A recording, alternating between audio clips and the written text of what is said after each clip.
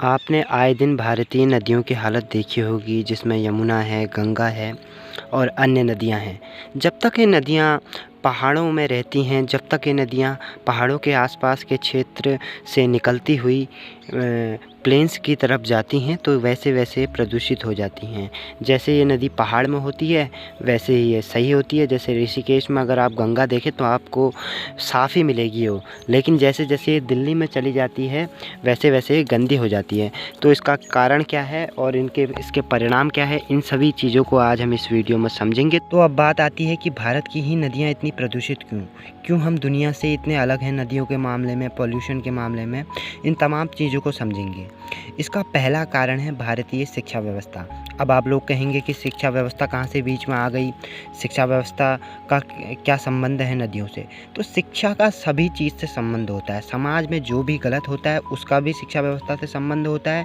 और अगर समाज तरक्की करता है, साइंस एंड टेक्नोलॉजी में आगे बढ़ता है और तमाम प्रकार के आविष्कार करता है और तमाम चीज़ों में जब जब देश आगे बढ़ता है, तो उसमें शिक्षा अहम योगदान देती है। तो शिक्षा, भारतीय शिक्षा पद्धति काफ़ी अच्छी शिक्षा पद्धति नहीं है।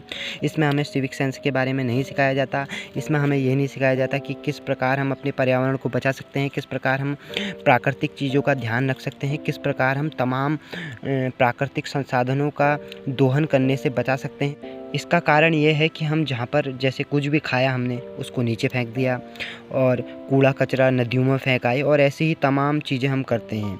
आपको पता होगा कि भारत में, मैं आपको एक चीज़ बताने वाला हूँ कि भारत में अधिकतम जो गटर हैं वो नदियों में जाते हैं और तमाम इलाकों में गटर का पानी नदियों में जाता है। मतलब सबसे वेस्टेज चीज़ सबसे पवित्र जगह पर जा रही है, सबसे ख़राब वेस्टेज सबसे पवित्र जगह पर जा रहा है, जो हमारी धार्मिक आस्था को बिल्कुल आहत नहीं करता, क्योंकि हम कर रहे हैं उसको।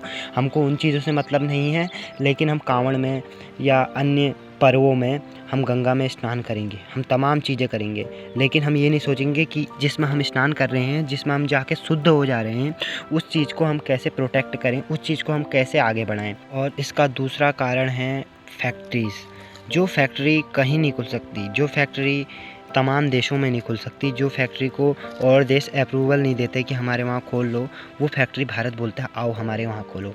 और ऐसी ही तमाम फैक्ट्रीज़ से जो वेस्टेज निकलता है वो नदियों में बहा दिया जाता है, जो कि काफ़ी ख़तरनाक केमिकल होता है। आपने पिछले दिनों देखा होगा कि यमुना में इतना बड़ा बड़ा गाज सा आया था, मतलब फवारे से निकल रहे थे सफ़ेद कलर के, जो कि काफ़ी ख़तरनाक था।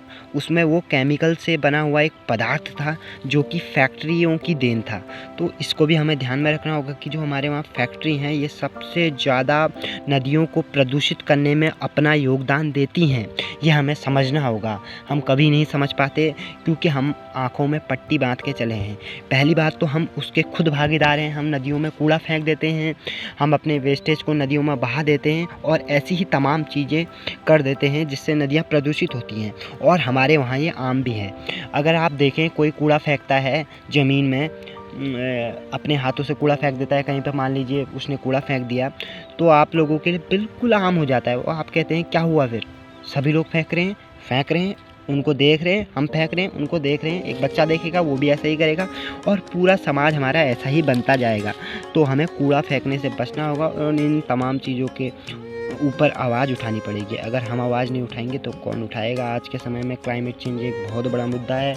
जलवायु परिवर्तन पे आप देख सकते हैं, यूट्यूब पर सर्च कर सकते हैं कि किस प्रकार जलवायु परिवर्तन हमारी प्रकृति को ख़त्म कर रहा है और हम लोग आँख में पट्टी बांधे चले हैं। हमारी नदियों की स्थिति बहुत ख़राब है, जंगल कटते जा रहे हैं, वैश्विक उष्णता बढ़ती जा रही है, तापमान में वृद्धि होती जा रही है। तो हमें समझना होगा और हमें नदियों को प्रदूषित होने से बचाना होगा। धन्यवाद। अगर मेरा वीडियो थोड़ा सा भी पसंद आए तो लाइक करें। संसाधन कम है पर वीडियो बनाना ज़रूरी है। धन्यवाद।